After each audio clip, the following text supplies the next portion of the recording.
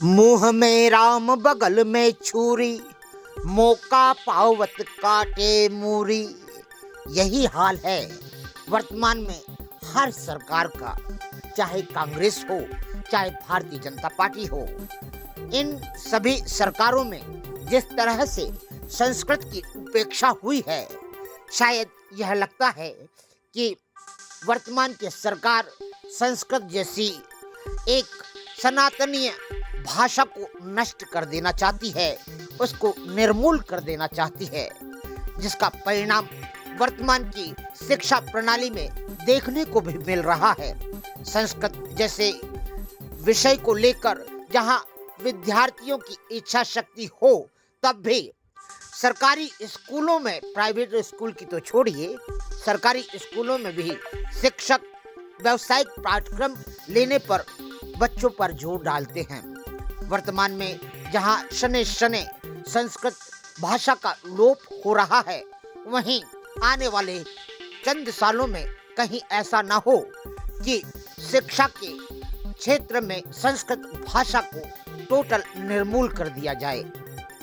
खंडवा की जन सुनवाई में पहुंचे संस्कृत के संगठन के गतिविधियों के पदाधिकारियों ने अपनी जो बात रखी, उसमें उनका यही कहना है कि वर्तमान सरकार संस्कृत भाषा को लेकर जिस तरह से अपना उदासीन रवैया रखे हुए है, उन उदासीन रवैये के चलते स्कूलों में भी शिक्षक संस्कृत भाषा को आगे बढ़ाने में कोई भी दिलचस्पी नहीं लेते। आइए सुनिए क्या कहा कौशल मेहरा ने, आप भी सुने। हम सभी लोग संस्कृत भारती के कार्यकर्ता हैं और विगत कई वर्षों से ऐसा देखने में आया है कि जब से ये व्यावसायिक शिक्षा चालू हुई है, तब से स्कूलों में बच्चों को संस्कृत नहीं लेने दी जा रही है और ज़बरदस्ती करके उनको व्यावसायिक पाठ्यक्रम दिलाए जा रहे हैं।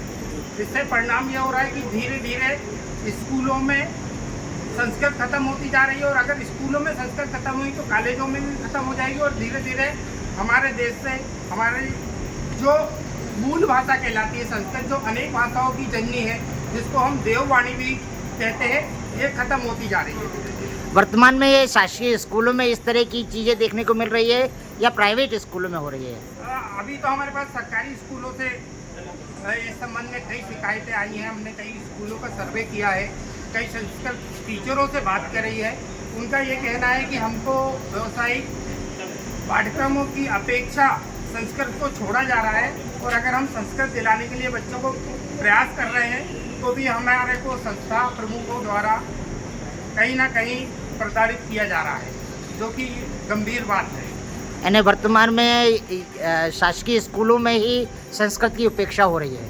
जी सर, जबकि आपको मालूम है नई शिक्षा नीति में भी और हमारे माननीय प्रधानमंत्री जी भी, हमारी सरकारें भी संस्कृत के संवर्धन और विकास के लिए अनेक प्रकार की योजनाएं चलाई जा रही हैं, परंतु स्कूल प्राचार्यों, संस्था प्रमुखों द्वारा केवल व्यावसायिक पाठ्यक्रमों में जो राशि मिल रही है, उसके लालच के चक्कर में कहीं ना कहीं संस्कृत के साथ अन्याय किया जा रहा है। हमारी कई शिक्षकों से बात हुई, हम उनका नाम अभी यहाँ लेना नहीं चाहते। उनने स्पष्ट हमको बोला है, उनने डीओ को अपनी तरफ से आवेदन भी दिए हैं कि हमारे को इस प्रकार से प्रताड़ित किया जा रहा है अगर हम बच्चों को संस्कृत दिलाने के लिए मोटिवेट कर रहे हैं, क्योंकि उनका कहना भी सही है कि संस्कृत एक स्कोरिंग सब्जेक्ट है। आपको ये जान के बहुत अच्छा लगेगा कि संस्कृत में आप जितना लिखते हो उतने उसके नंबर भी दिए जा रहे हैं, है ना। और अधिकांश जगह आप प्रावीण्य सूची उठा के देखेंगे तो संस्कृत में 90 से ऊपर 93, 95, 97 नंबर है। इसके कारण कहीं ना कहीं प्रावीण्य सूची में भी बच्चे आ पा रहे हैं, मगर उसके बाद भी संस्कृत के साथ केवल कुछ पैसों के कारण अन्याय किया जा रहा है, जिसके लिए हमने कलेक्टर साहब को निवेदन किया। यदि वर्तमान में जिस तरह से गतिविधियां चल रही हैं और प्रशासन के अधिकारी भी अगर इस पर कोई उचित निराकरण नहीं निकालते तो संस्कार भारती का अगला स्टेप, संस्कृत भारती का क्या स्टेप होगा? संस्कृत भारती इसको लेके जिले से लेके प्रदेश तक, प्रांत तक अपने आंदोलन भी करेगा और अभी बीच में पूरे प्रदेश में इस तरह के ज्ञापन भी दिए गए 6 महीने पहले कि संस्कृत को बढ़ावा देने के लिए संस्कृत के साथ जो अन्याय हो रहा है उसको लेकर पूरे प्रदेश में प्रांत स्तर तक लेटर भी और ज्ञापन भी दिए गए। हमने भी जिले में इसको लेकर एक ज्ञापन दिया था। आपका शुभ नाम? कौशल मेहरा, विभाग संयोजक संस्कृत भारती।